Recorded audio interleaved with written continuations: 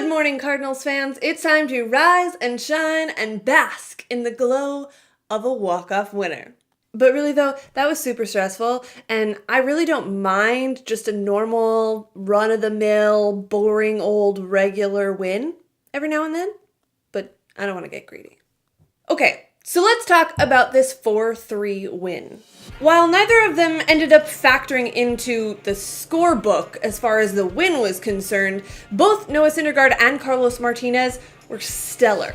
Syndergaard looked absolutely unhittable for most of the afternoon, pumping in his fastball at 99 miles an hour and keeping Cardinals hitters pretty well off balance all day.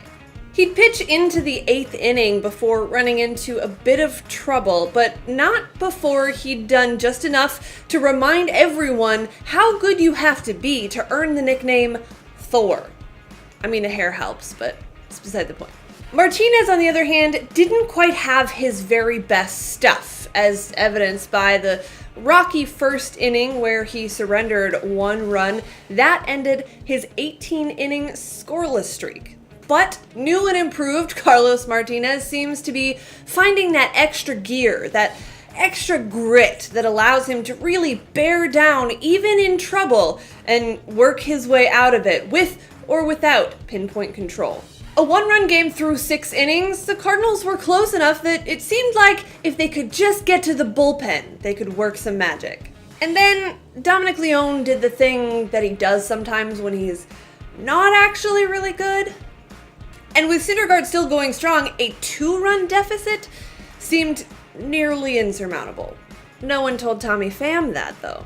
Batting with a helmet so big that it fell off as he ran, Tommy Pham led off the 7th inning with a double. 2 batters later, Marcell Ozuna did what the Cardinals brought him to St. Louis to do: drive in Tommy Pham.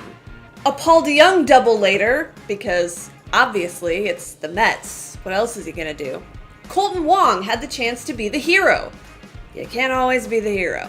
This is what I get for saying nice things about him. In the 8th inning, it was a 2-out rally that took Noah Syndergaard out of the win column, started by Matt Carpenter, capitalized on by Tommy Pham. Again. But it was still just a tie game. Now, in the bottom of the 9th, the Cardinals had some base runners, but that wouldn't turn out to be as important as the Cardinals keeping said base runners in the game.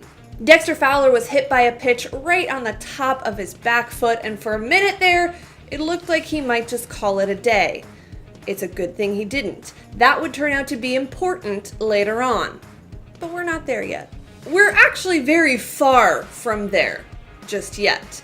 The Mets would score in the top of the 10th inning on a bases-loaded walk by Luke Gregerson. I'm sorry, are we really doing this again? Is this really a thing that's... It's okay, all right.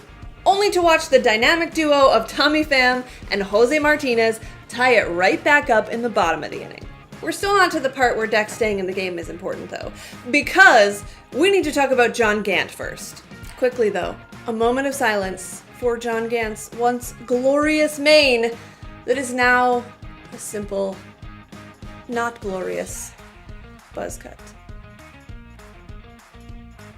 But alas, he's no Samson. His strength did not disappear with his hair. Straight off the bus from Memphis, probably, Gant came in and made his 2018 Major League debut, and it could not have gone better. Except if he still had the hair, because style points. I'll leave it alone, I promise.